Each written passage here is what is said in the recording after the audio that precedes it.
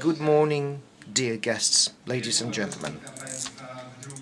It is with great pleasure that I welcome you to this second day of our conference. The title of this year's edition is A Lonely Europe. I would like to welcome you on behalf of the organizers, that is, the European People's Party Group and the Tadeusz Pieronek Foundation. Yesterday, we heard a number of inspiring debates and two special moments. The first one was a Holy Mass at Peter and Paul's. It is a special site. This is where Bishop Tadeusz Pieronek is buried. The second important moment was the ceremony where In Veritate awards were presented. Jan Figiel and Hans Petering became the winners. Their personality, their approach is a great combination of Christian values and united Europe. Yesterday there were 200 people and over 300 people joined us online because it was an online conference. Now, we've got a change in our agenda today. Deputy Prime Minister, Minister of National Defense, Władysław Kosiniak-Kamysz, cannot join us, at least not right now. Maybe he's going to join us later. So there is a bit of a change, but I can see some guests that were not here yesterday. So, apologies to those who are going to see this film. Once again, it's a video that summarizes 25 years of our conferences. Ladies and gentlemen. Trwa do dzisiaj. Narodził się w apartamentach papieskich w Watykanie. So the idea was born in Vatican. Jointly with Father Dziwisz, we were looking for an idea. We're thinking about how to join or make church join in these efforts to change the stance of the church, because the church was at the time on the fence when it comes to its position on the European referendum. We might have lost that referendum. So let us have a meeting where politicians, intellectuals would meet, joined by the representatives of the church. They would sit together and not talk about theology. Rather, they will discuss subjects that are important to Poland and Poles. And they would have this position of people that are involved in our Christian life. So, at the time, we heard about this bishop who is European, who is open, and who would be willing to join. And so it happened. This is how we found Bishop Pieronek. He was very active and genuine. You know, he was not reform-oriented or ultra-modern. No, just a reliable priest, a religious priest, and a very good lawyer, a law professor, author of a number of papers. He was well-versed in the church law, but he was also familiar with certain aspects of the national and European law. So we could talk about substance with him. I don't feel like a hero. I'm just a regular person. Maybe a bit quirky. So the referendum is won. We become a member of the European Union. So we think, well, done here. And then Bishop Pieronek says, European integration is a process, you see. We'll be experiencing problems and issues. If so, if the dialogue has been so successful, we should create this space where Christians and Europeans could meet annually. They would meet and say what they do not like about the European Union, what should be changed, where they see problems. So we were preparing these conferences, we would go to Vatican, and we would see how Bishop Pieronek is respected and recognized in the corridors of the Holy See. We could see how people approach him. He was a person of authority. Also, in Vatican, we could see that he was a person that has always been, or rather had been, very close to John Paul II. So when Bishop Pieronek died, this was an important cut-off line. We thought that the project was over. And then it has turned out that, yes, he has left, we remember him, and he remains our mentor of sorts. So, when it comes to the award, the idea is embedded in the title. It's about Christian values, it's about identity, the European identity. So you need to follow Christian values in your lives, but also to acknowledge that our Europe and the European Union are important. And we want this community to continue to grow. We've been in the EU for 21 years. So when it comes to education, we have neglected it. So we've joined the EU and we simply assume that we know all there is to know, which is not true. I think that we need to show all the opportunities out there. We need to benefit from the fact that we are a member, and we need to remember about these values and benefit from the sense of community. And the sense of community, to me, is more important than the economic benefits of our membership.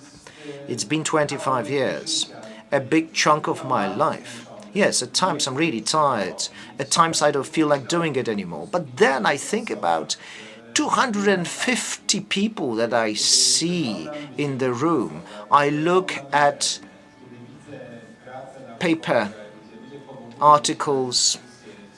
I look at online discussions where people point to this place, to our conference. That makes me work again. The conference is important. It's about people finding themselves in this space so that they know that there is a space or spaces where conversation continues. So that this conversation has not been simply taken over by anti-European milieus.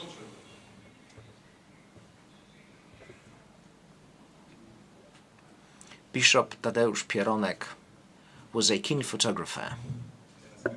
Now, I can say, when I see 300 people joining us online, I feel like working even more. But Natalia is the author of this video, and I hope that she's going to shoot a video about Bishop Pieronek. So Bishop Pieronek has been a very inspiring and interesting person. Victoria Martin de la Torre is with us. She's the author of this book. Victoria is happy to sign it. You can simply bind it. And it's for you to know. Victoria de la Torre. A beautiful, beautiful name. If I were to marry her, I would be happy to take on her surname. This is the third session. What does effective defense of territory and values mean today? Bartosik is going to moderate this panel. I understand that the moderator, you, Bartosz, you are going to invite your guests, aren't you?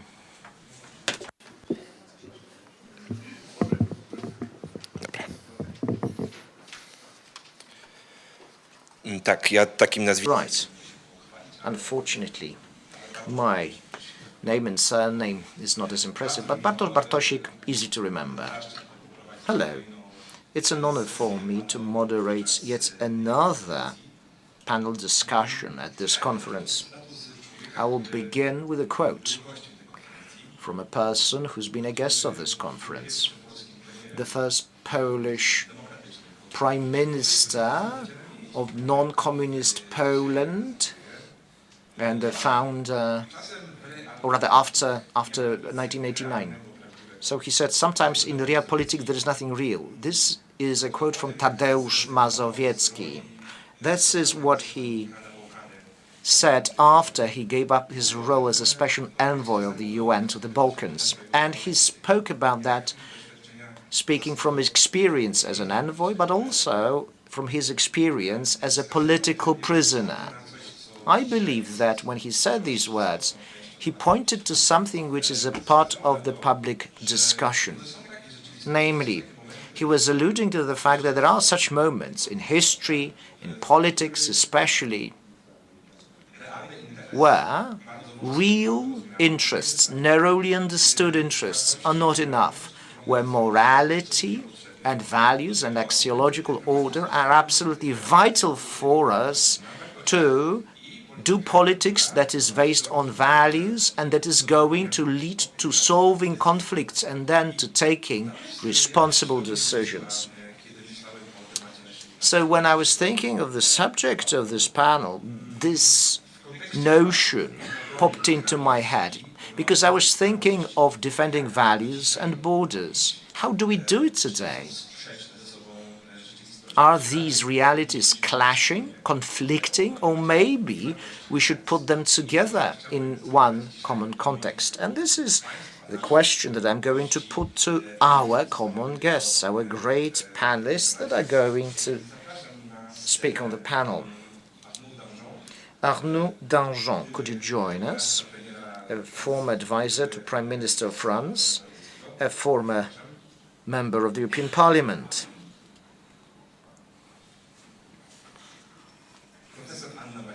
Professor Maria Siewierska, a political scientist, professor of the University of Rzeszow, published a number of books, including Polityka of Strachu, The Politics of Fear, How Fear is Killing Democracy, is a loose translation.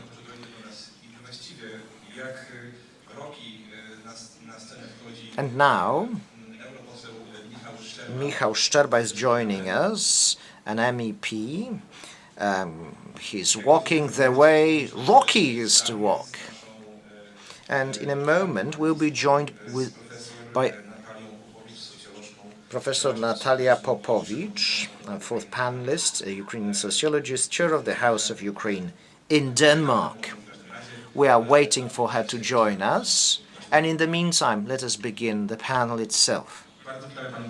Madam Professor, welcome. Can you hear us? Can you see us? Thank you.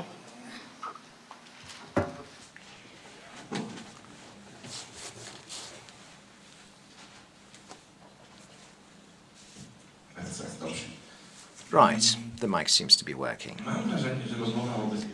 My impression is that this discussion on European security in the recent days and weeks is mostly focused on drones, which is quite natural. It's understandable. The subject of Russian drones over the European skies, not only the eastern flank, but also Germany and Denmark, is something natural, it's obvious. So the subject of this panel is Si vis pacem, an old Roman motto, right? Si vis pacem para bellum. How do we move towards peace? If we want to have peace, how do we get there? It's a very broad question, broader than the purely military aspects of this. Well, I believe that Deputy Prime Minister Kosiniak-Kamysz could tell us more about the military aspect. He had a meeting with other defense ministers of Europe yesterday.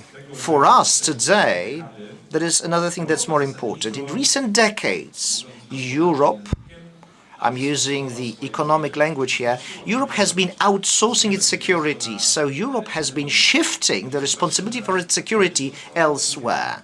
Politically speaking, it was mostly the USA and to Ukraine, because it is Ukraine that is defending not only itself, but the whole Europe. In terms of migration, Europe has been outsourcing to other countries run by local dictators that are supposed to stop migration to Europe. At this point, we've got this openly aggressive Russian policy, we've got this US shifts, because the US doesn't like the current globalization model, because they've decided that it's not beneficial to them. So due to all that, we need to hold the helm of the European security more firmly. So let's talk about policy and values too, because they are also included in the title of the panel. Let's start with politics or policy. Let us start perhaps with Mr. Arnaud Danjean. The following question that I've prepared: what can we do in Europe to do more for peace and more practical? Europe today, when faced with different threats, not only military and political, but also, for instance, technological, can Europe, or should it, show, first of all, its readiness to negotiate, readiness maybe to make concessions, or rather perhaps show another side of the coin, to show strength, resilience, and readiness to defend our values and our borders? Should be okay. Thank you very much. Good morning, everyone. I will speak in English. Sorry, my Polish is non-existent almost. So thank you for inviting me. Well, I would say the answer is in your question. I think you never can negotiate in a position of weakness. Pacifism is sometimes and very often the best enemy of peace. And you have to be ready for the worst if you want to envisage the better. Having said that, if you allow me, I would, in mixing these policy views and value consideration, I would like to come back to illustrate to a very traumatic moment for Europe that happened this year, at the beginning of the year in Munich. At the security conference in Munich, I think everyone remembers the Vice President of the US delivering a speech, Mr. Vance, in which he was blaming Europeans for their weakness, for their treason of the democratic values and so on. Something that was said in the speech was very disturbing. I mean, many things were disturbing, but one point was not stressed enough, I think, in Europe. At some point he said, well, one good point for the Europeans now is that they are rearming, they are finally buying weapons, US weapons, and they are spending more on defense. That's good, but because you lost sight of what democracy and values are, you don't know what you're fighting for. You don't know what you prepare yourself for. And what struck me is when I get back to my country, I found some people telling Vance was right. I think it was outrageous, because in the very room where Vance made his speech, I would say 1/3 of the first rows were Ukrainian officials and Ukrainian officers. And telling these people that they don't know what they are fighting for was particularly outrageous from an American who has never risked his life for anything.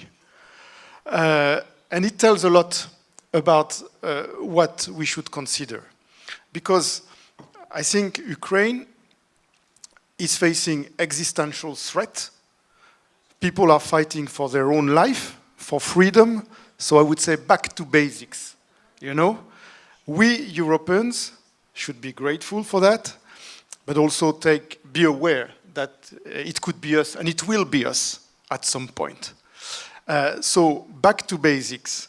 And the problem of our societies, indeed, is probably that because of a lasting peace, because of material comfort, because of freedom and a lot of rights being given to the individuals and the society collectively, we lost sight of the priorities.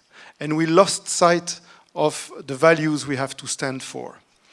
And getting accustomed to the comfort of our democratic societies, especially in Western Europe, we mixed and we confused the hierarchies of values and priorities. And we spent a lot of time, a lot of energy, a lot of political energy to secondary topics. Some of them are very important in daily life, but we lost sight about the strategic priorities. And my point is that the most dangerous moment for European societies, and we have experienced that in the past, in the 30s particularly, the most dangerous moment is when an imperialist enemy outside, everybody knows who and where he is now. It was Nazi Germany and Soviet Union in the 30s. It's Russia now. When you have an enemy, existential enemy at your border,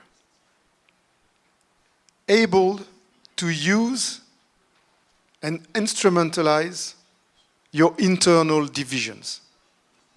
This is the most dangerous moment, because when you have an external enemy, but you are a consistent, united society, you can face the threat. When you are a divided, highly divided, polarized society along, I would say, artificial lines on secondary issues, then there is a big danger. And I would, if you allow me, I would take a French example. Because France is not at the front line. France is in the rear, Western Europe. We could feel safe in territorial terms. Of course, we are subject to a lot of subversive activities from some countries, even drones. We had a military base which was spotted by drones, unknown drones recently. But we are a bit far away from the front line, so the feeling of emergency is probably less in the French society than in Poland or, of course, in Ukraine.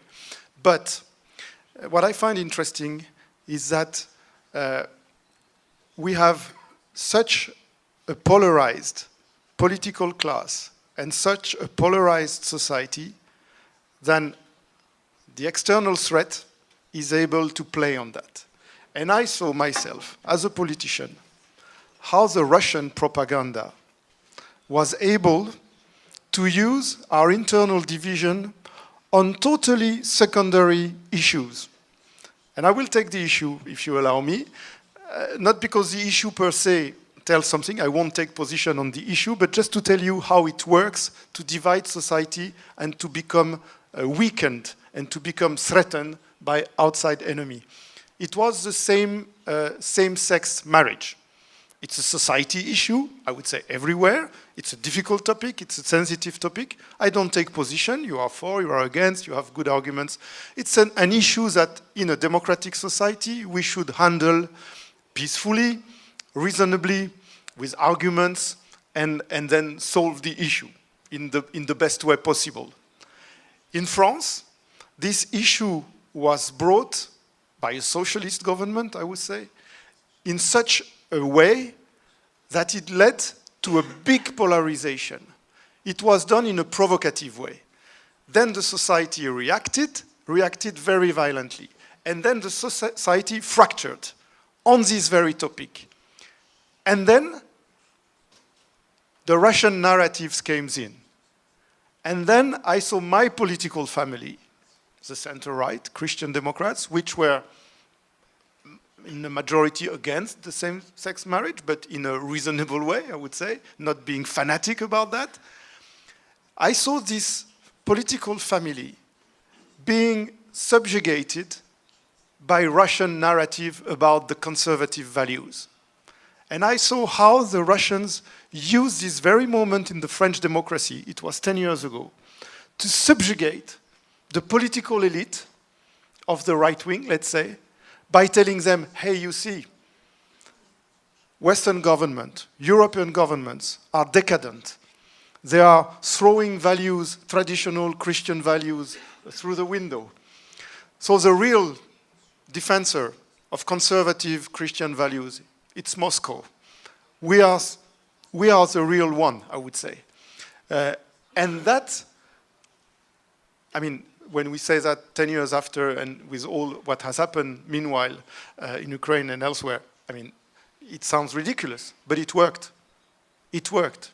Many people were subjugated by the Russian narrative. My point here, once again, it's not to take position on this topic, it's just to say, in quiet, peaceful society, democratic societies, far away from any military front line, the seeds of division, of polarization, can lead to the weakening of the defense, can lead to subjugation by the enemy, and when you have the external enemy coinciding with internal fractures, this is where the danger is the biggest.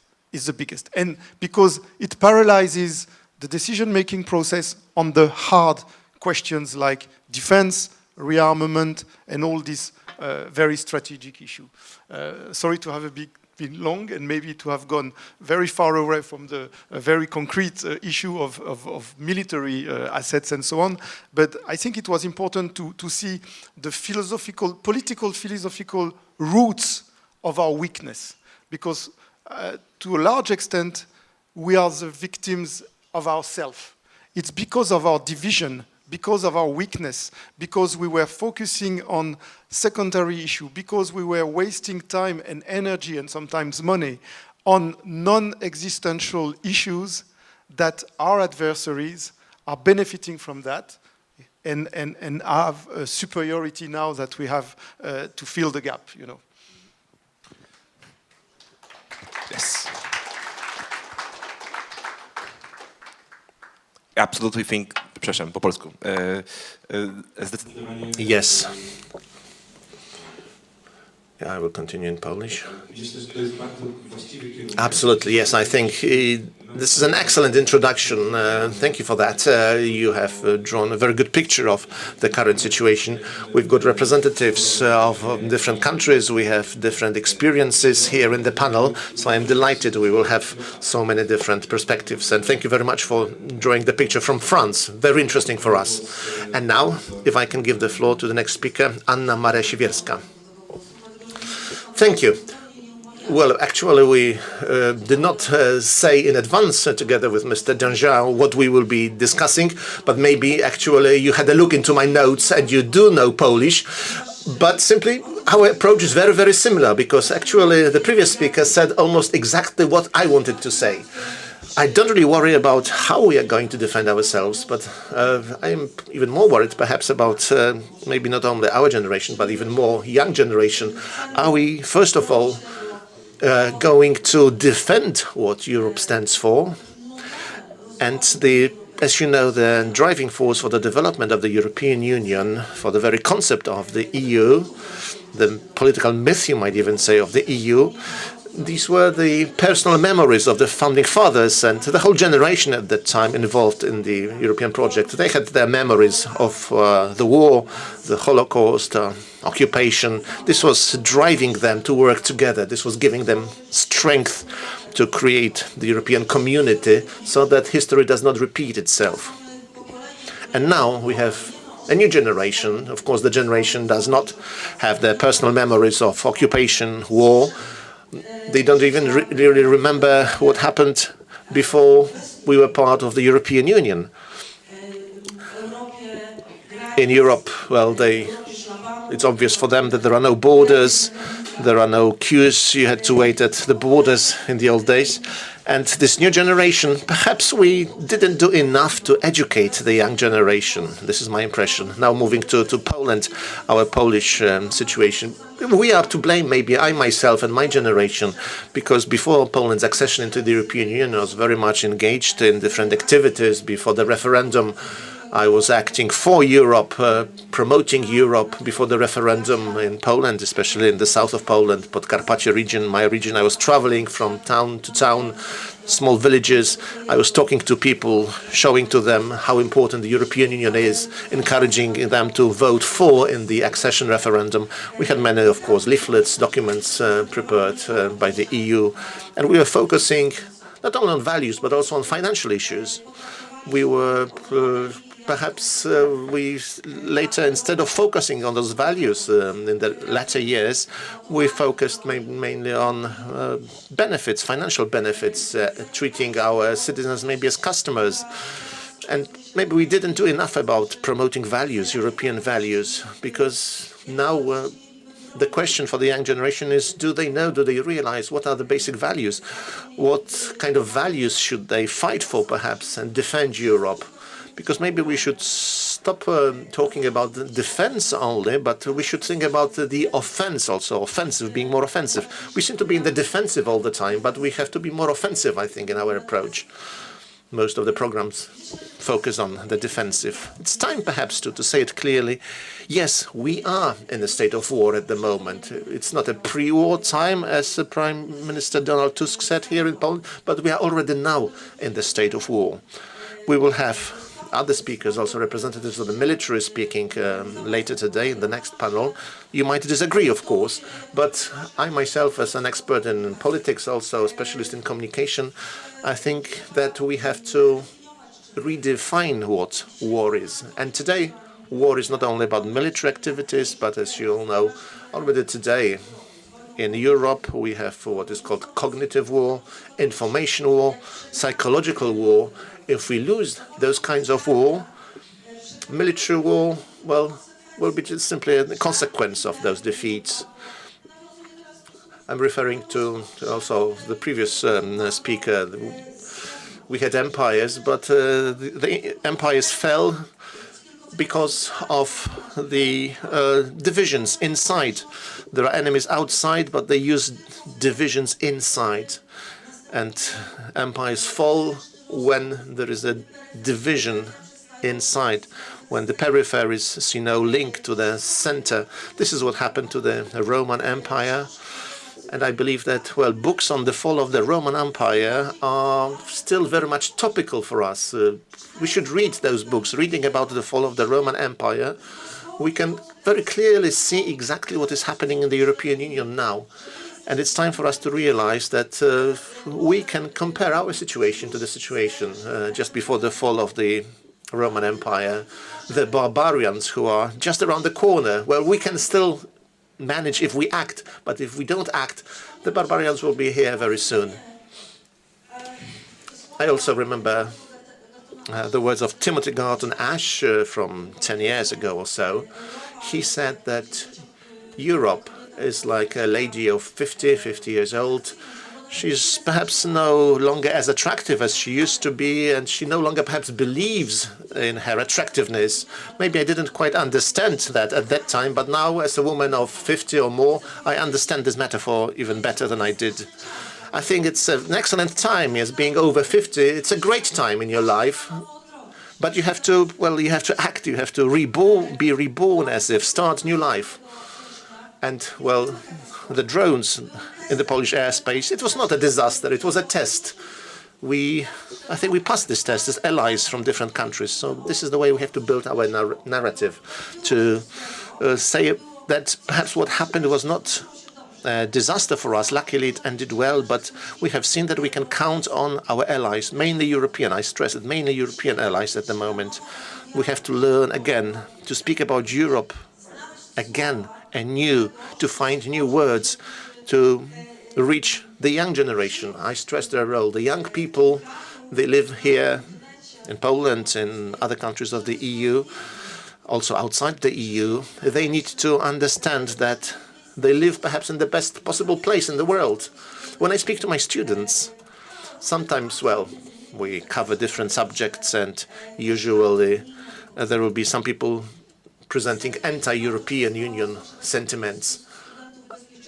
Very often also students who study security subjects, also internal security, quite worrying that they are anti-EU.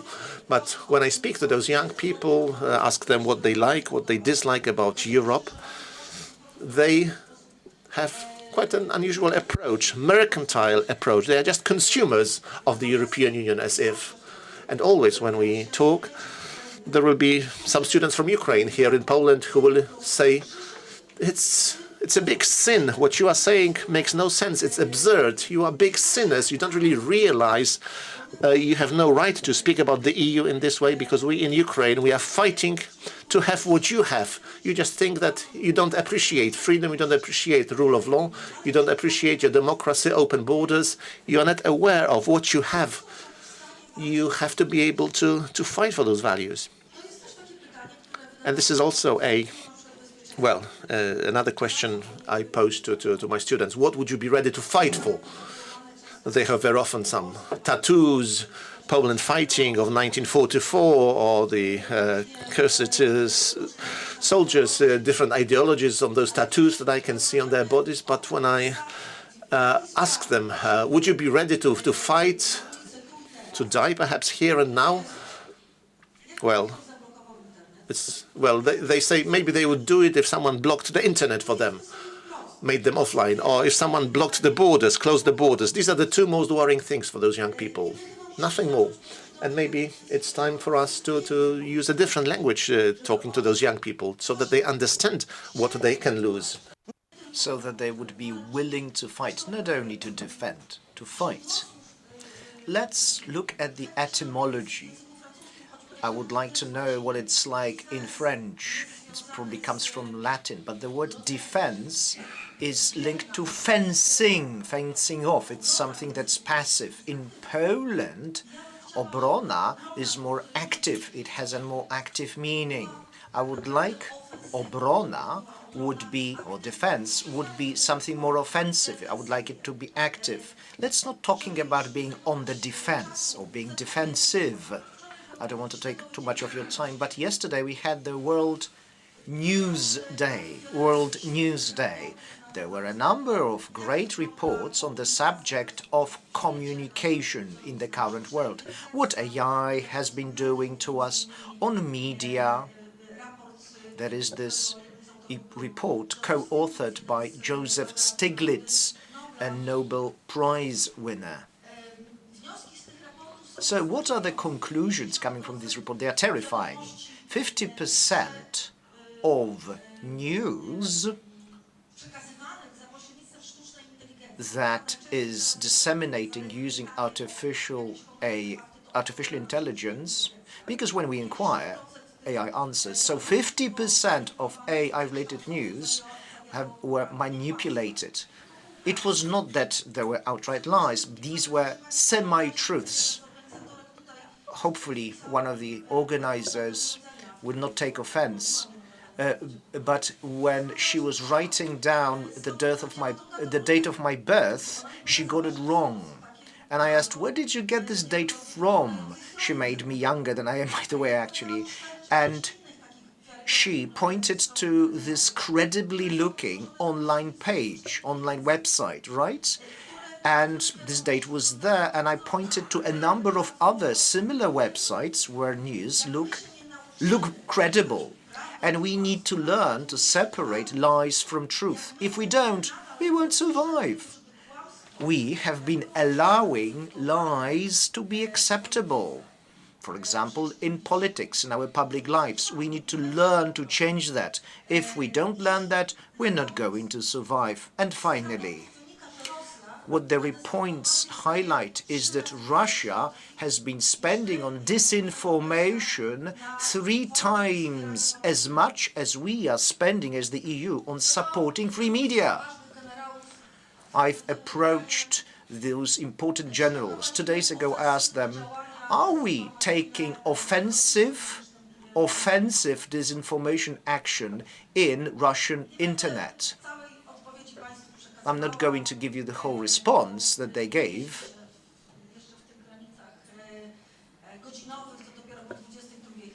Because what they said basically is not considered polite in polite company. What they said, it's not that we cannot defend ourselves. We believe that offensive information activities in Russian internet would be a violation of rules. And basically, there is a general president who's nodding along. Ukrainians can do it. They've got whole armies of volunteers. They are not paid people. They are not formally and directly attached to the army. They just receive information. Often these are Ukrainians living abroad, oftentimes in Canada. And this is what they do. They are active online. And we need to follow in their footsteps. We need to become active. We need to start defending European values. If we don't do that there in this domain, the military matters will take second place. Thank you very much. A very interesting theme. We should underscore how important active defense is, to be active when we are threatened, because there is this hybrid warfare that is being waged.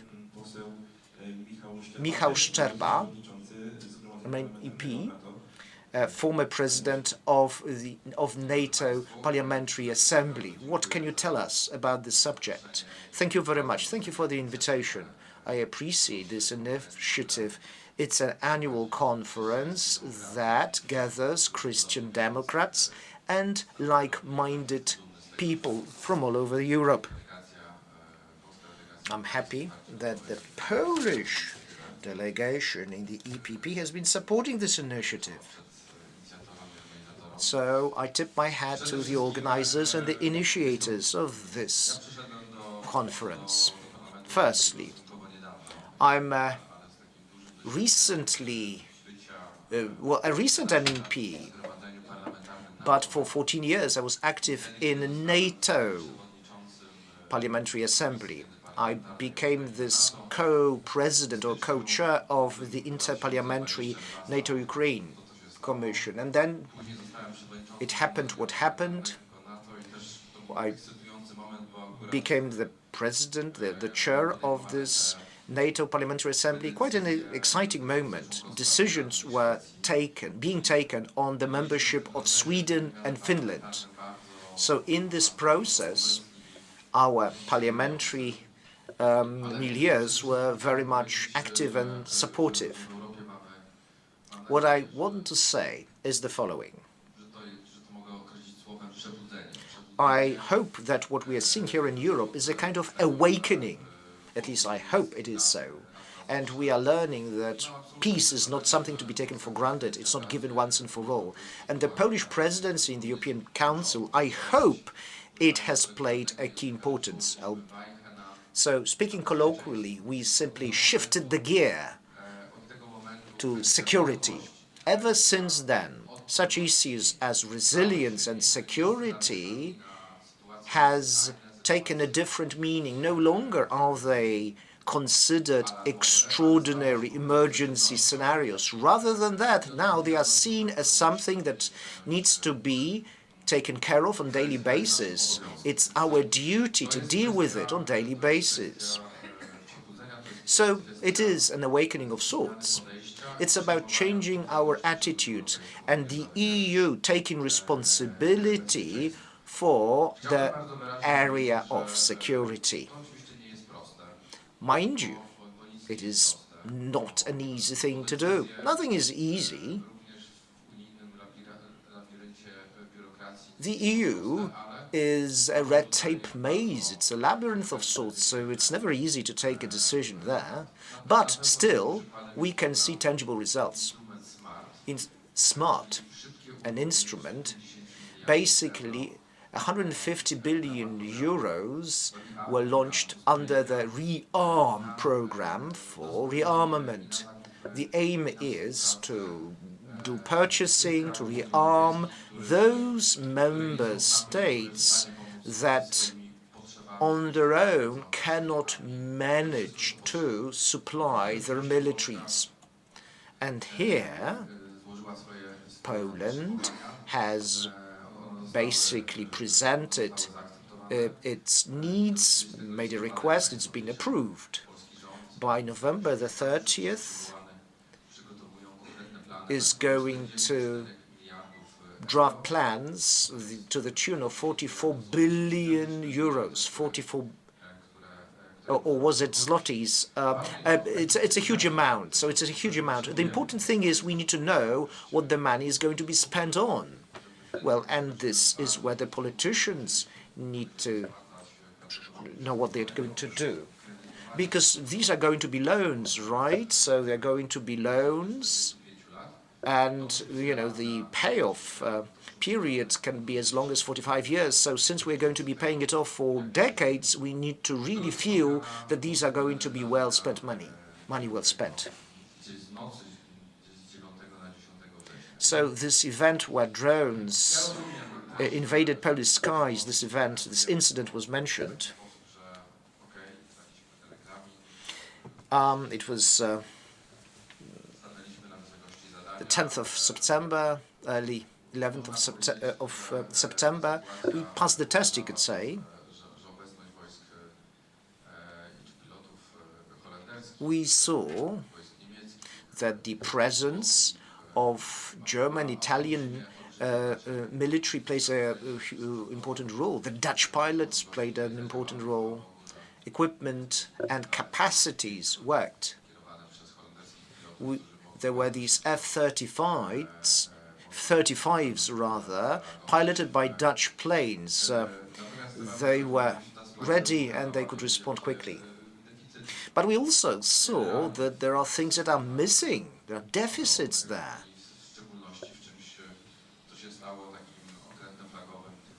You know, there is this flagship of the last 3 years of full-scale war, namely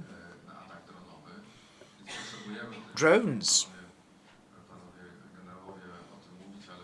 Generals present here are going to discuss that. What we need is a multi-plane or multi-layer air defense systems.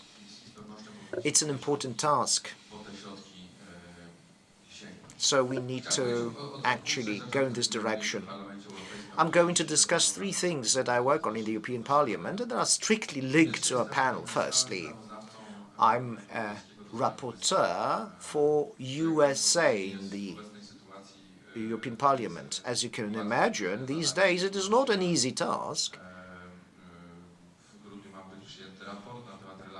A report on the EU-US relations is supposed to be approved. It's going to happen in December, and basically it's going to be discussed in Strasbourg in January. We simply know that a change of paradigm took place in USA. Now, the moderator put a number of questions to us. He asked about axiological issues. And I thought, thank God, we here in Europe, we have Christian Democrats. Here in Europe, there are people who have deep roots in values. And they go into politics to serve certain universal Christian values such as truth. And truth today in politics, European and American politics, has become something, well, doubtful, you could say. They serve such values as justice and freedom, but also human dignity. Let me spell it out. We are different from MAGA, from this MAGA movement. How are we different? I deeply believe that these values, the truth, are important to us. They are not but a political tool that we wield, and I hope it's going to stay this way. So yes, there have been a number of paradigm changes. So there is this Twitter/X based policy and politics. We see that reality is being misshapen there. It is being basically, it is just a poor reflection of reality, what you can read there. And EU has a new responsibility now. We need to become at least partly independent, or at least we need to lessen our dependency on American assistance in case military activities need to be launched. So we are spending a lot of money.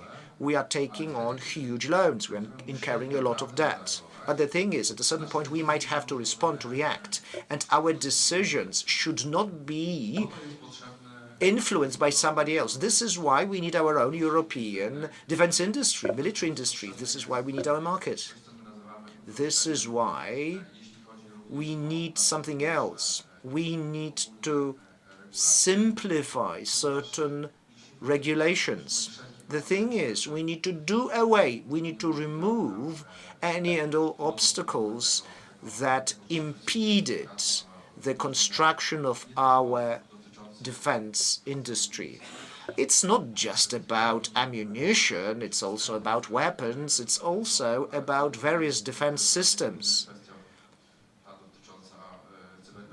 But it's also about cybersecurity. We need to develop these capabilities. So we are talking about a number of challenges. They are linked to the military capabilities, but they're also linked to our defending our military infrastructure and other infrastructure. Our opponents know that they can wreak havoc. Because they can wreak havoc by attacking our water infrastructure, right? Our water pipes. These are the challenges that we are facing. And there is another thing that I would like to say.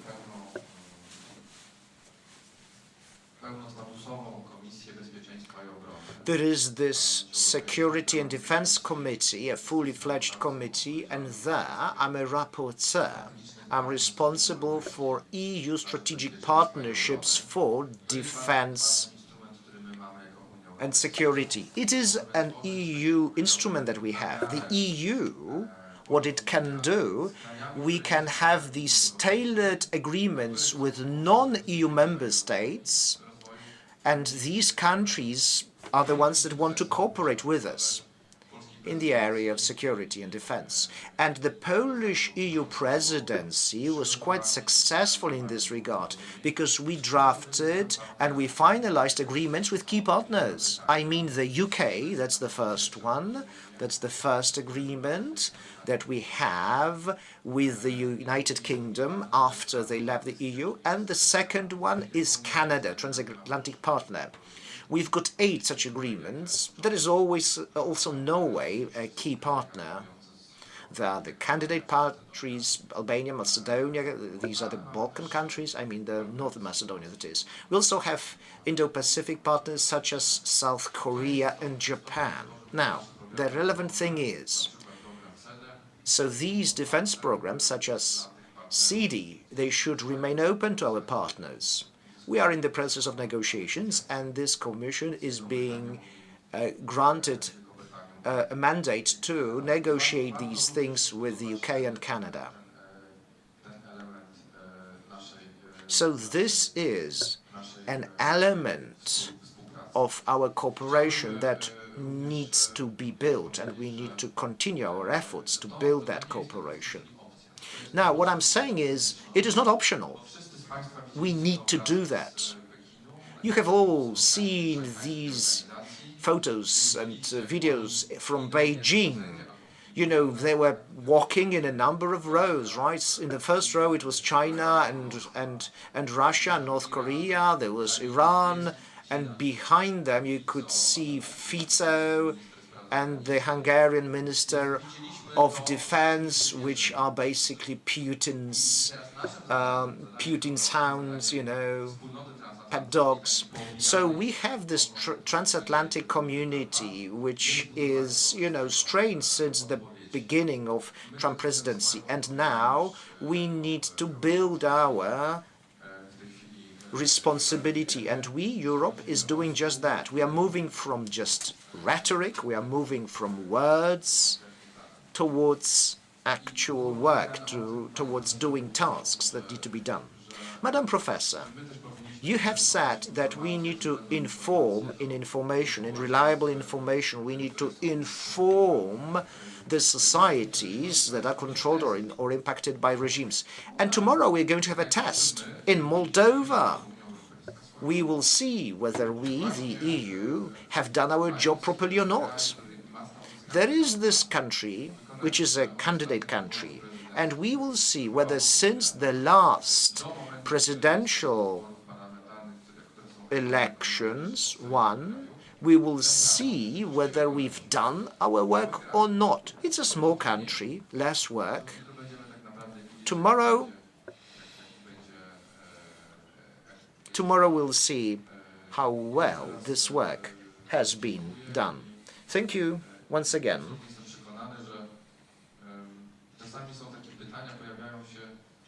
At times, people ask, should you leave national politics to be active in the European politics? I've been doing that for around, a year, but it's been 6 months since the Polish presidency. So this is the right moment for the Polish voice to be better heard. I'm happy that our delegation is strong. I'm happy that we are continuing this good work started by Jan Olbrycht, Jerzy Buzek, and our colleagues. We are proud of them, and the European Parliament misses them. But you are very important to us. Thank you.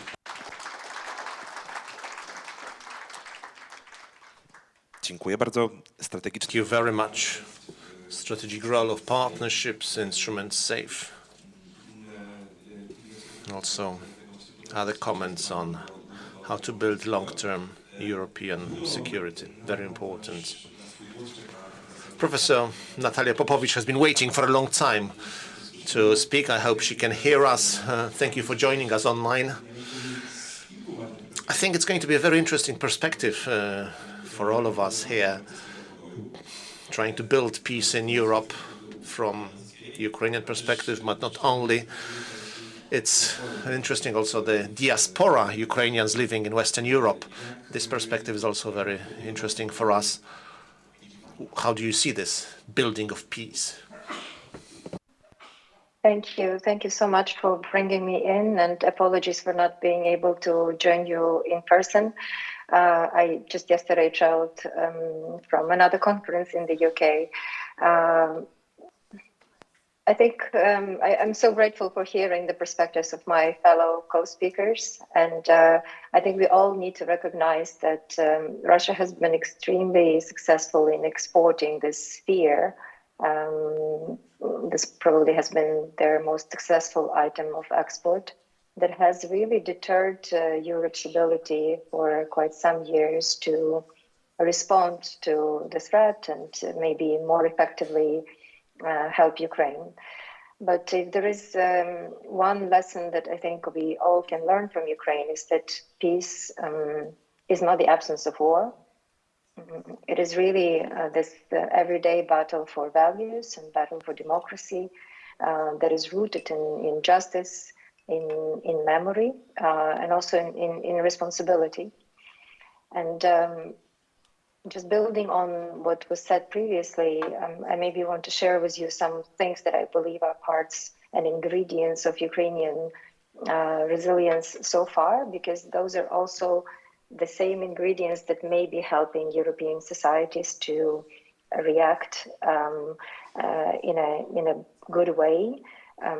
Just 2 days ago, the Danish Prime Minister, Mette Frederiksen, has addressed the Danish nation on the notion of drones also appearing in the skies in Denmark, appealing to the nation not to be prone to provocations and not to undermine the government in its efforts to investigate and to react.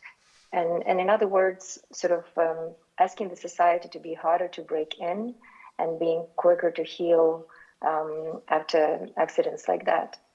And I think Ukraine, when facing the new reality of the Russian aggression in 2013, 2014, and then in 2022, essentially this resilience was comprising of four main ingredients. First was actually understanding and recognizing the enemy, because I think by 2022, Ukrainians, unlike still many people in Europe and many European societies, have learned enough of our history to be able to finally see the enemy and see Russian imperialism as the enemy, something that's been overlooked by many. Second, I think it's very clearly, truly, like in the words of a professor who spoke before me, understanding what matters to us. Like, what does it really mean to protect the values of, especially in our case, the revolution of dignity, that are becoming living values, this human dignity, this space for own decision-making, not allowing anyone to impose their will over you, that they are important. The third one is building solidarity, because without others in our society, without horizontal networks, without civil engagement in protecting our informational resilience, ecological resilience, and territorial resilience, we would not be able to survive, especially in the early days and months, and to stay optimistic. And maybe for the purposes of this forum, of this conversation, having faith that goodness sooner or later will overcome this evil that we began and saw so clearly in the occupation of Bucha and Irpin and Olenivka, that we see in the suffering of the civilians who survived occupation, or in the stories of those who are coming back, from the Russian captivity. And I believe that there are certain events that should be changing people, that are changing people. I believe that for Ukrainians, the revolution of dignity has been the most formative experience of all of the three previous ones that we've had in the last 30 years. And it is almost on a physical level that you see this transformation of Homo Sovieticus into like a Ukrainian political nation that chooses dignity and optimism and faith. And those are the very values that Ukrainian army is defending. And it's not just for our existential place to live, as our co-speaker from France said, but also for the space of truth for all of us, because we continue to see how Russia is trying to rewrite and impose their own version of history, not only in Ukraine, but also on Europe.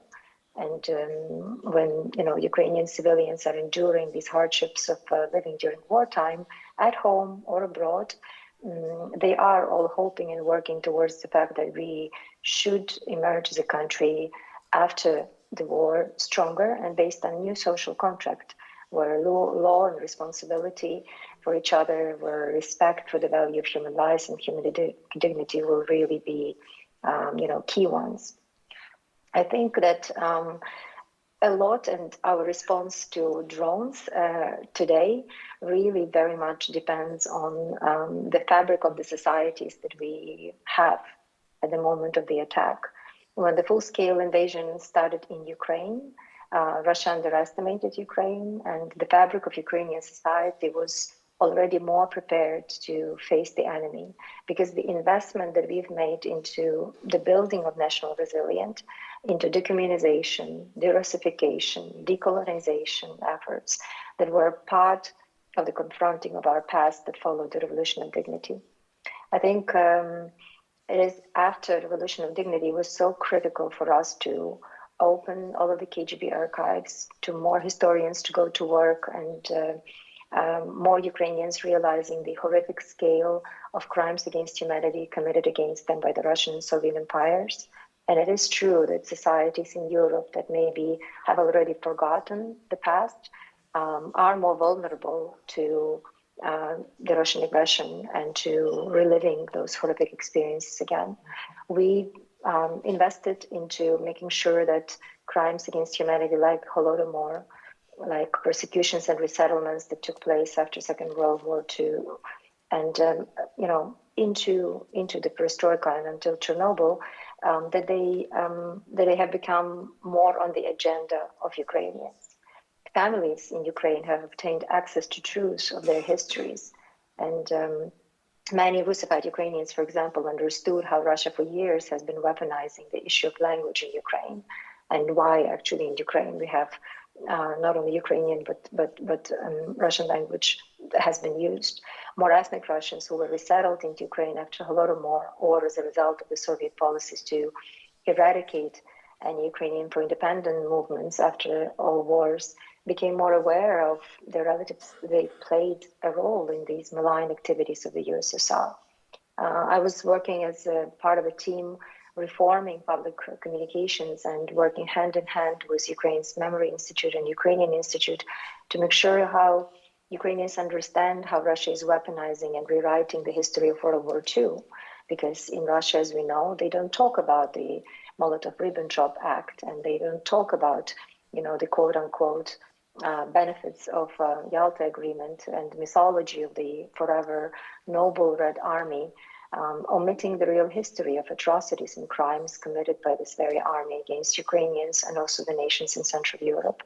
So the experience of Revolution of Dignity and the events after it provided Ukrainians with a level of sort of civic muscle memory of standing up for the injustice, but also of this informational resilience that you already mentioned, because Ukraine had to stand up against Russian propaganda, which was manifested in the formation of numerous civil society initiatives and organizations, one of which I co-founded, Ukraine Crisis Media Center, where we had to debunk Russian lies and grow informational and cultural resilience of the Ukrainian nation. And it proved really useful in 2022. We had dozens of Ukrainians, dozens of thousands of Ukrainians elevating the voice of Ukraine in multiple languages and in different countries around the world, mobilizing the people to support us against Russian aggression. But also it was in many ways kind of like crowdsourcing truth, because without the space of truth, you cannot really defend democracy. And we also understood how important and critical was, for example, the role of public broadcaster. Ukrainians can now see their news on different channels, and obviously because of the AI and the penetration of technologies, there is so much misinformation out there, but they are learning to validate their news against Suspilna, because if lies don't land, the mobilization can continue and unity has a chance to be preserved. And then only we have a chance to achieve victory and just peace. Also, the experience of living and working probably for years since the breakup of the state-planned economy of the USSR has also taught Ukrainians economic continuity despite the circumstances. I think the experience of living in a society with inflations, recessions, hyperinflations, banking crisis, it also made many in Ukrainian business more resilient. And the country really quickly adapted to purchase energy generators, to secure clouds, to support the employees and support each other in the most difficult 3 years of the full-scale invasion. Because societal resilience, like you said, when Russia is trying to break you up from within, it doesn't happen only in bunkers. It's really a payroll by Monday. It's making sure that people are protected.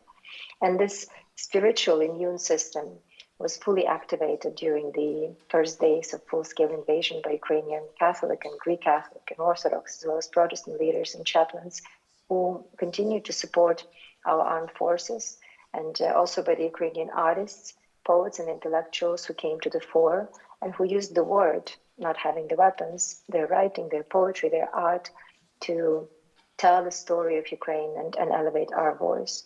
And this was the moment also when we asked for solidarity among the intellectuals in Europe to really try and hold the Russian culture accountable for continuously producing the government that is imperial and colonial and its nature, regardless of the fact that its time has passed.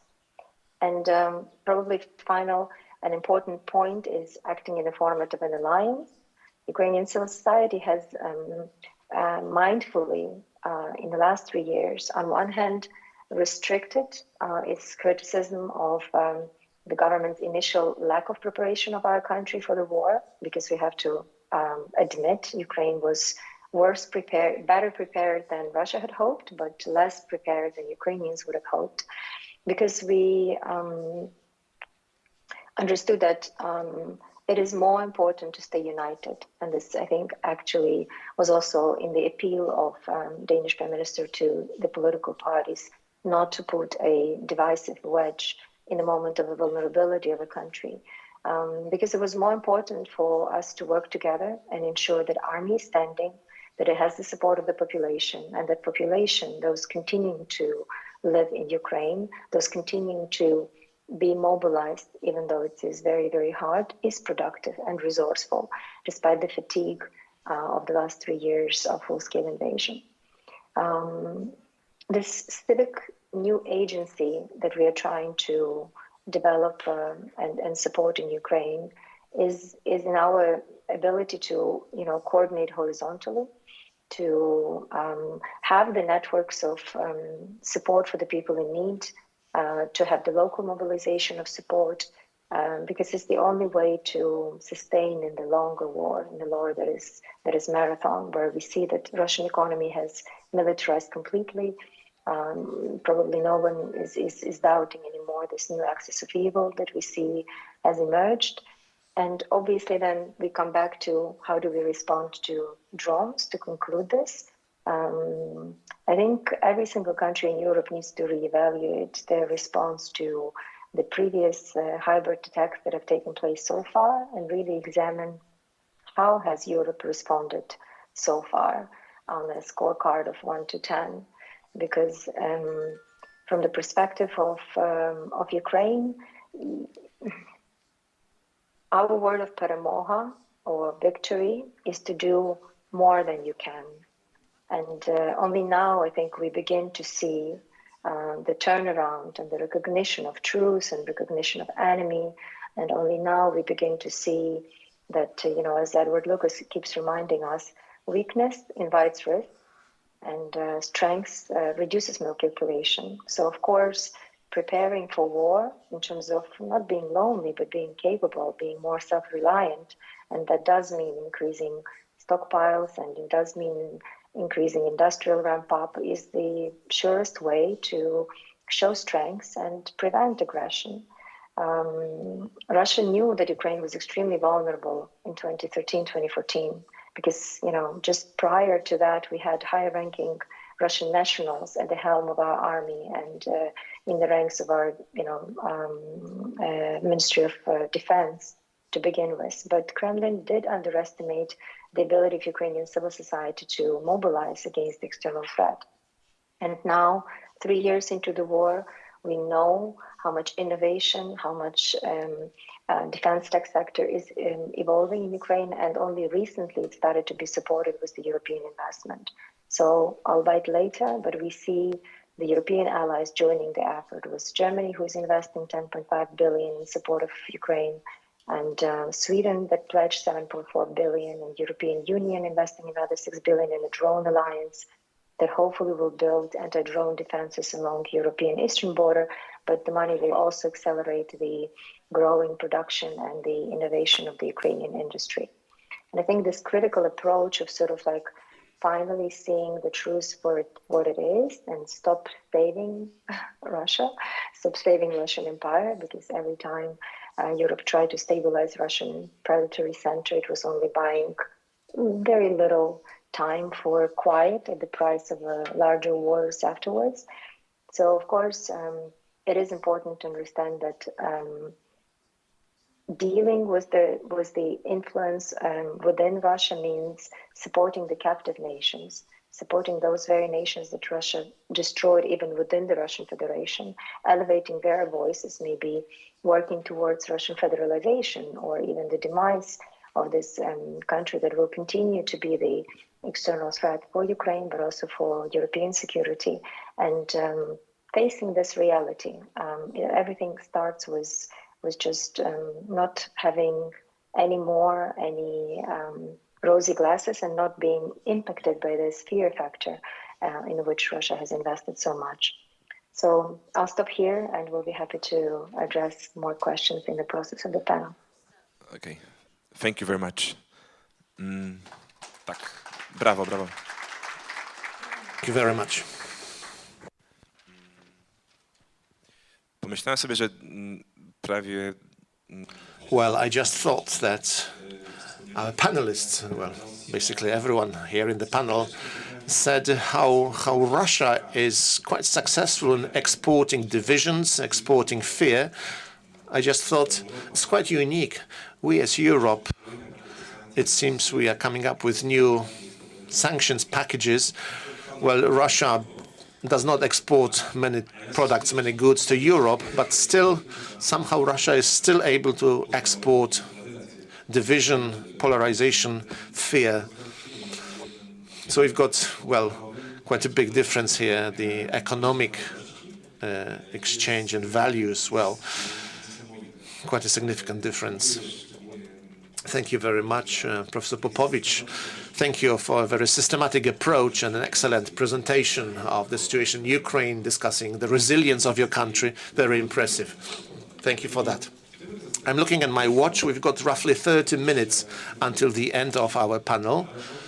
Can I ask you this time maybe to speak a bit shorter, as our time is limited, but could you tell us more perhaps especially about values, because values are very important for us here in our panel discussion. Also, Professor Popovych, actually, she already answered in a way my next question, because I also wanted to refer to the words of the Prime Minister of Denmark, this special speech of the Danish Prime Minister after the recent drone incidents over the critical infrastructure in Denmark. The Prime Minister made it clear that it's a big challenge. Perhaps we are not fully able to cope with that yet. Michał Szczerba also referred to that the anti-drone systems are just being built, created in the European Union. There is more and more military discussion on that now in Europe. Mette Frederiksen. And Mette Frederiksen appealed to the whole society in this speech to have trust in the state in this difficult situation in which many things are still maybe not obvious, not clear. We don't have perhaps all the possible means that we need to cope with the current situation. There was this clear appeal to have trust, confidence in the state, in the government, because otherwise Russia will be able to strengthen those divisions, internal divisions that will be played by Russia, which would be a big success anyway of Russia already now. But then there'll be the second round of questions, a shorter one.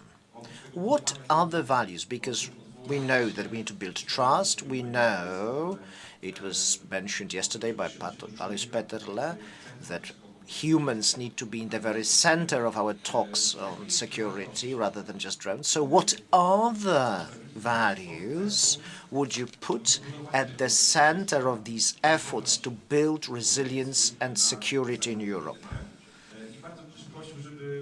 in case of a war? And you will hopefully mention one or two such values. And the second question is, how can you operationalize these values? So what are we going to do it in practice?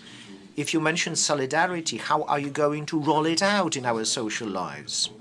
I will stay with Professor Popovych, if it's okay.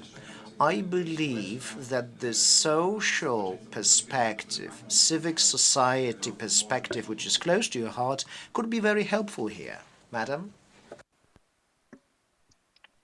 Well, indeed, continuing on why I do hope that the Danish society is going to react positively to Mette Frederiksen's appeal to continue to have trust in the government and to not create internal divisions, it actually stands a chance because of how systematic Danish investments have been into the support and building of the very coherent civic fabric in the society.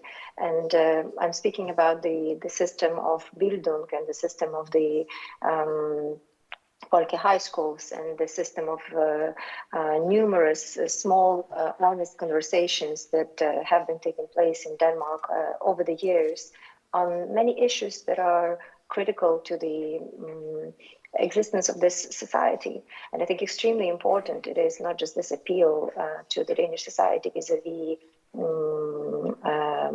the Russian threat this week, but also, for example, that Mette Frederiksen had traveled to Greenland and for the first time ever apologized before Greenlanders for the colonial policies that have had negative effect on the women of Greenland and on the growth and development of their population. This is even more so maybe by acting a clear example of how to fix issues, how to deal with sort of skeletons in the closets or facing inconvenient truths that every society, every European society has, in their realm, and in this way actually preempt, heal before Russia will weaponize that particular problem in the public discourse. I think it is extremely important to win truth, to protect truth as a value, because right now there is so much going on because of the technology, because of social media, because of what example, unfortunately, Trump administration is giving to the rest of the societies and to the world, that people may stop believing that they actually don't have a say, they don't have an agency anymore. And I think it is critical for numerous honest conversations on different issues to start and continue to be happening in different European societies, so that people appreciate how important it is to stay active as voters and to engage in politics and to vote in the next elections and to come to protests if for causes that people believe in, and to have the courage to voice out dissent with ridiculous policies. Like if you look at the whole Doge failure in the States, it ended finally, but it has taken out so much energy of that society for a long time. And one more very important maybe notion, there are a few others that I want to mention, but I think Christian understanding of sort of God-given human dignity should be considered as non-negotiable, because it is both Christian axiom but also democratic cornerstone. I think we have to stop really trading on people. People are not a buffer, and people are not a statistic, and children or people are not collateral. Peace cannot be built on someone else's humiliation, because it's not going to be peace. It will just be an intermission. And I think we see that and know it genuinely in Central Europe. Yalta Agreement produced several dozens of years of semi-peace in Western Europe, but at the expense of hundreds of thousands of people, Ukrainians and of Poles and other non-Russian republics in the USSR and in Central Europe, whose lives were destroyed, and we have to recognize that. Those who lived in fear, those who were the subjects of this Soviet experiment of creating, Homo Sovieticus creature. And we cannot come to the new version of Yalta again. We will produce an agreement that is, far from just and far from long-lasting.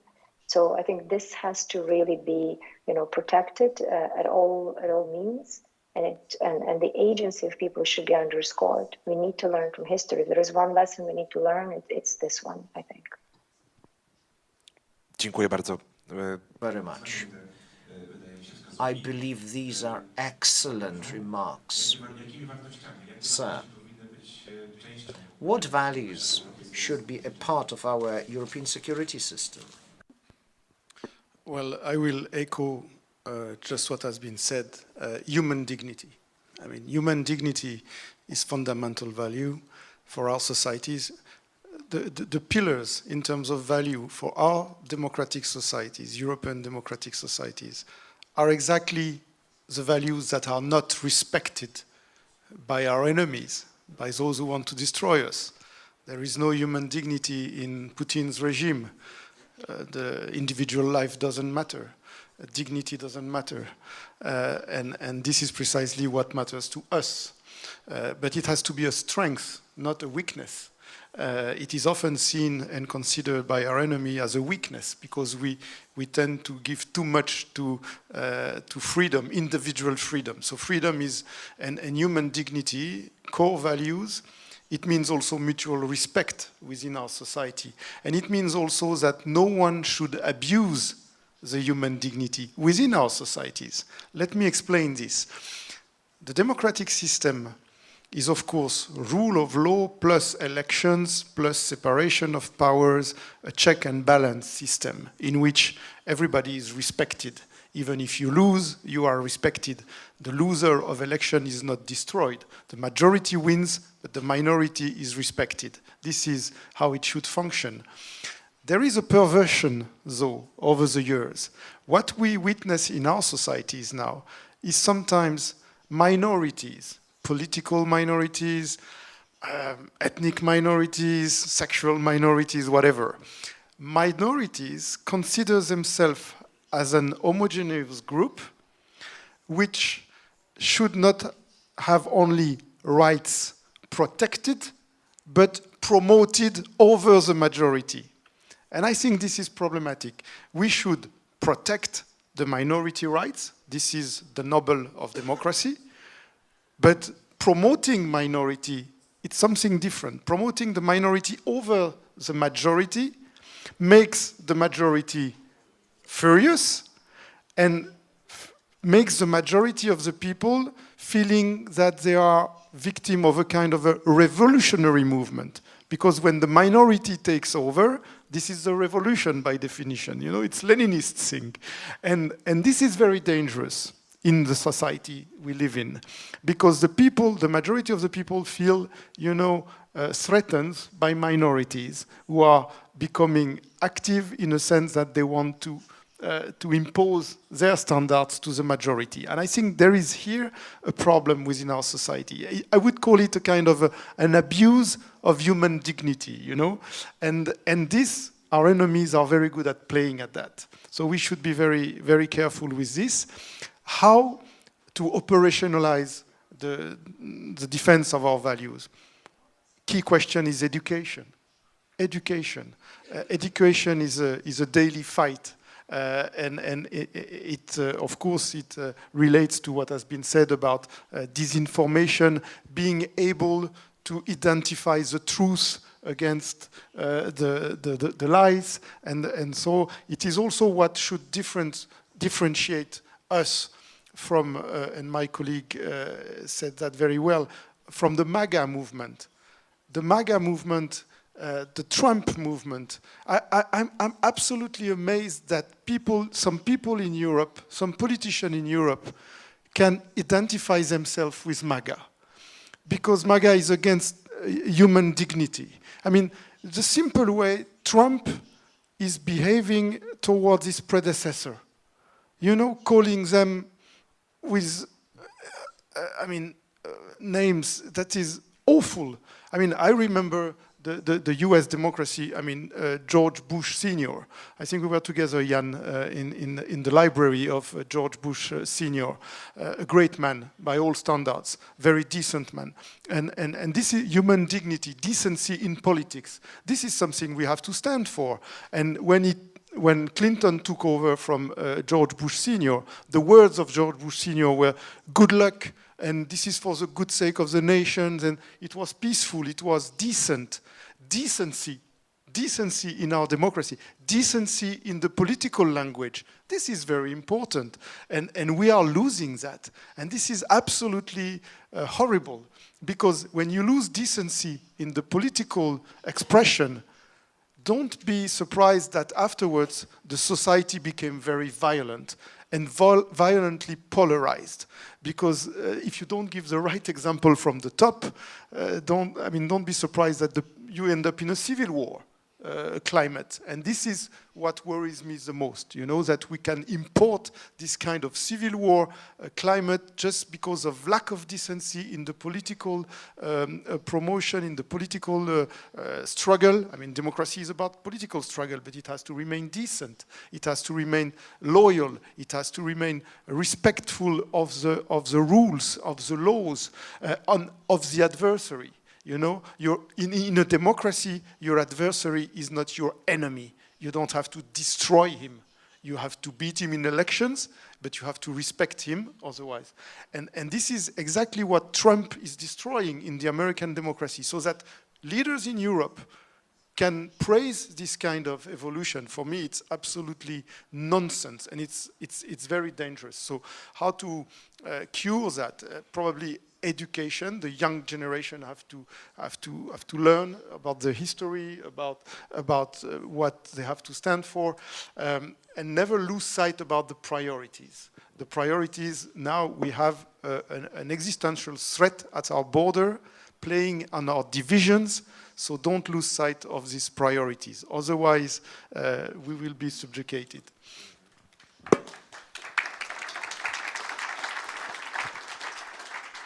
Pani profesor. Yes, sir. Firstly, a remark, an aside.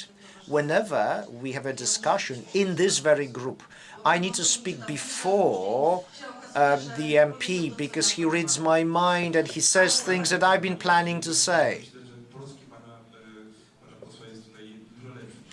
So it seems that the MP speaks better Polish than one might think and understands Polish better. Okay, I'm the only person in this group which has not been granted the gift of faith. And I will say that I value Christianity, which are fundamental for Christianity and unique. Social solidarity and human dignity. This concept of a neighbor is unique to the Christian faith.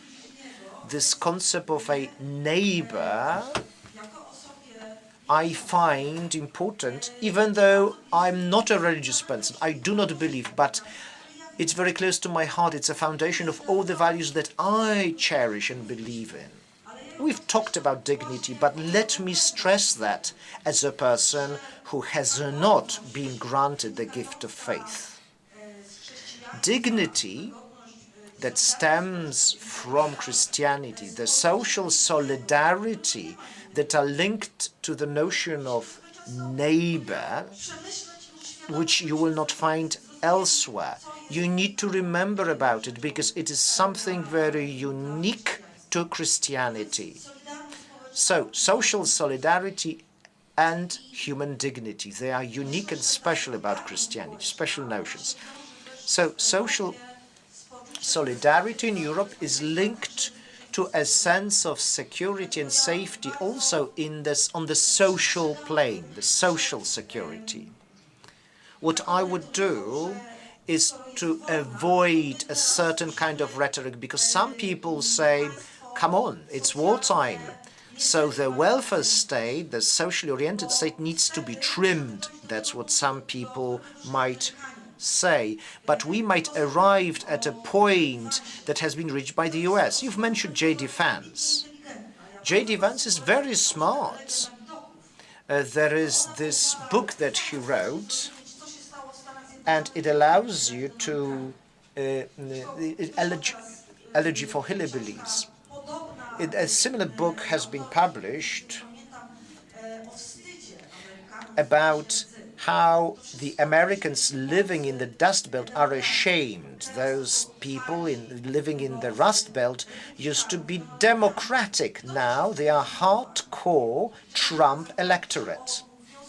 J.D. Vance tells a story of his own family about the so-called white trash from the Appalachian Mountains. So this other female author, I cannot recall her name, interviews a number of people.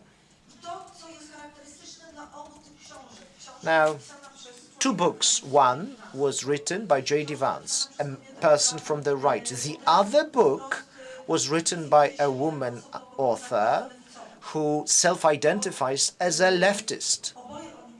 And they both write about similar things, namely, that there are certain people, and it's paradoxical, Trump does not care about those people.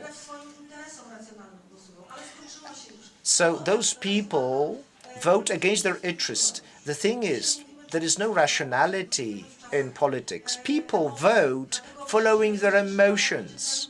So the most important panel is going to be the last one, about disinformation, artificial intelligence. Res Futura is represented here. I'm really happy to see them. I'm looking forward to hearing from them. These are the times of emotions. In this day and age, words matter, because first there was a word, as we read in the Bible.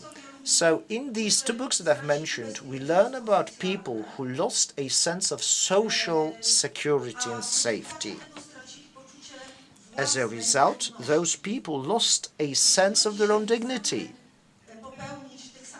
If we do not want to make the same mistakes in Europe, we must not dismantle our welfare states. We must not follow exclusively military interests. I know that on the face of it, it's a very good moment to do that, and there will be temptations. Many politicians will be tempted to do just that. They will say, come on, it's wartime. They will say, it's not the right time to invest in education. Come on, they will say, I know. And mind you, I know what I say because I sit on this board of humanities development, and I know how well or how poorly academia and sciences are financed in Poland. This is not the right time to trim people's social network, the safety network. Because if they lose that, they will lose the values that they want to fight for. And this is what we're talking about today, isn't it? Thank you very much. Michał Szczerba, MP.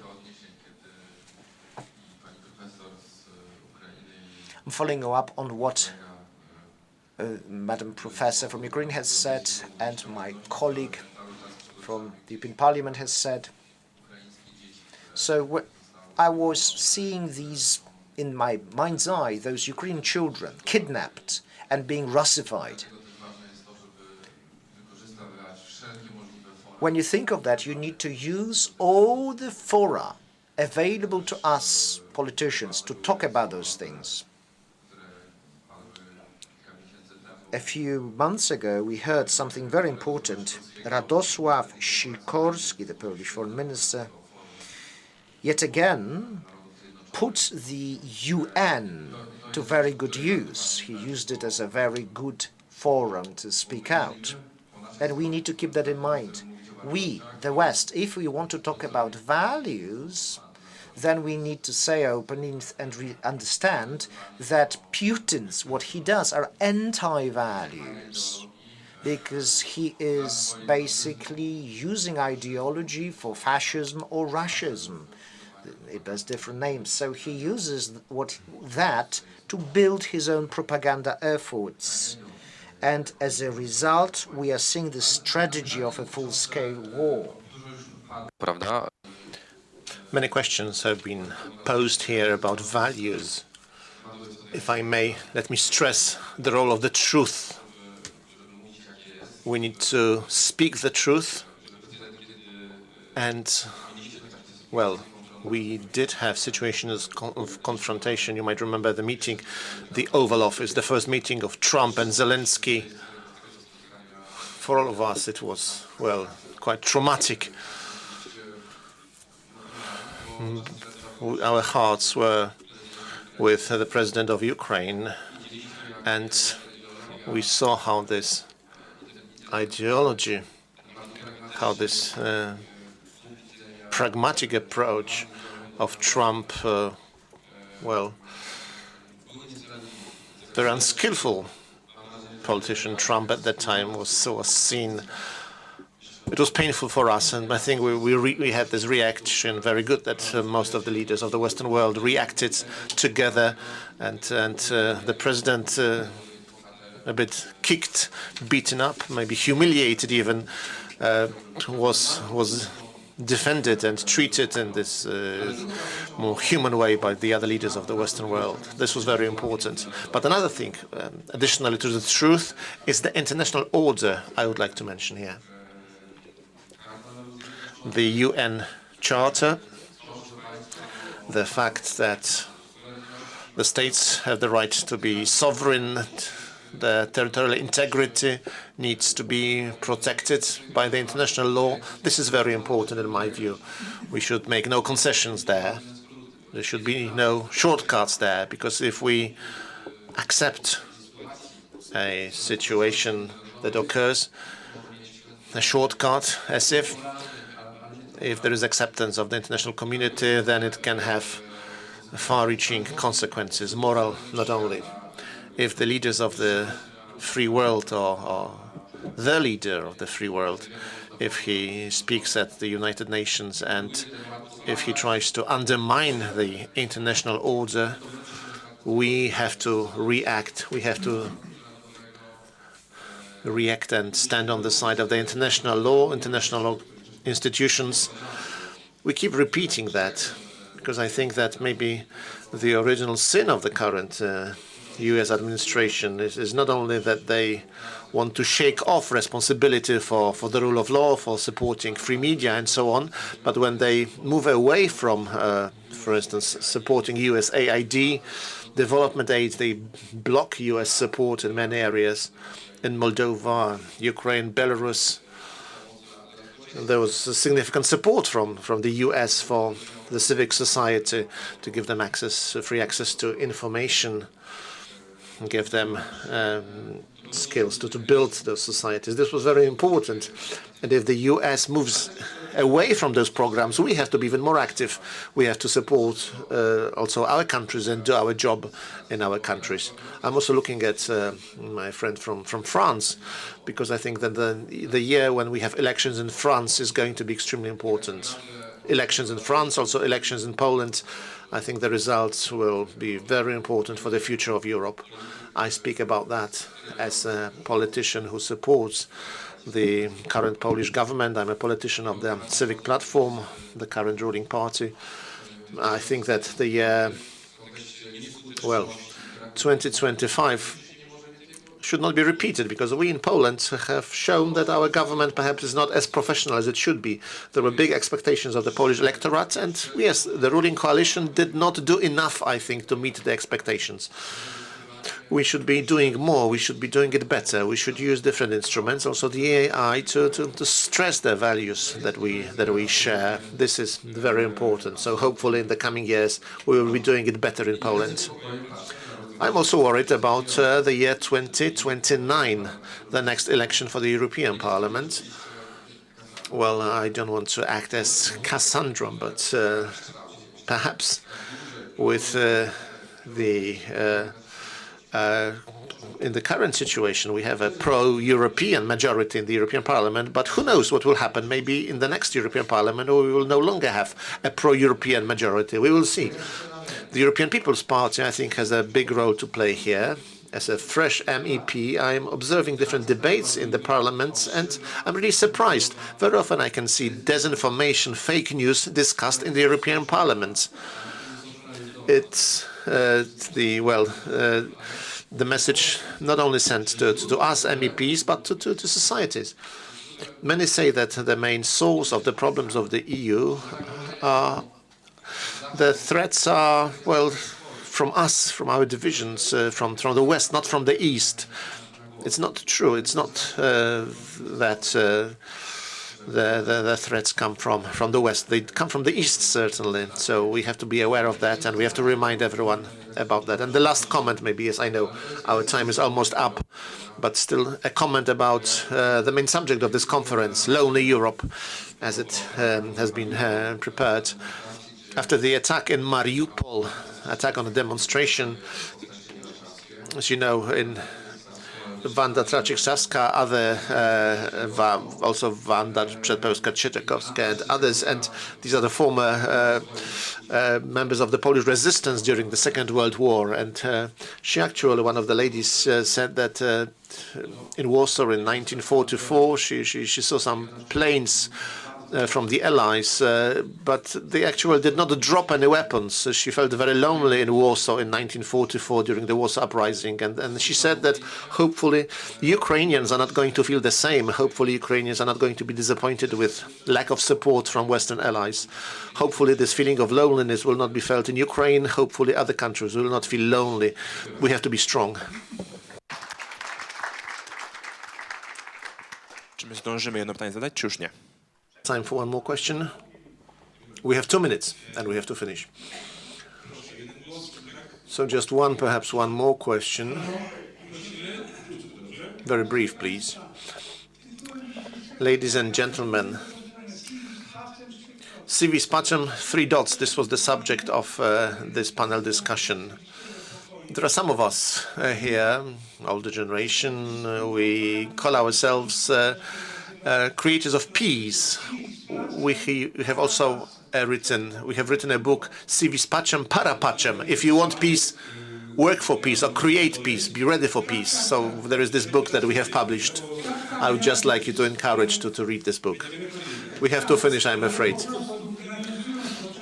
But referring also to what we said yesterday, to the sermon also yesterday, and to also what has been said during the gala evening in the Cloth Hall in Krakow, I would like to kindly say that those values that were mentioned yesterday during the Holy Mass and also during the gala meeting, all those values can be found also in the book that I would like to promote. We want to work for peace. This is our response to the current situation. If you want peace, you have to work for peace, create peace. Thank you. Ladies and gentlemen, it's time for a coffee break, a 15-minute coffee break. Can you confirm that? Thank you very much. Big thanks to our panelists. I would still like to say that lonely Europe, there was a question mark in the title of the conference. So this was a question. I would just like to say Europe is not and has never been lonely. Europe is the only continent which is not shaped by geography, but it's shaped by values. And this was the case from the very beginning. I just wanted to make it clear. Thank you very much.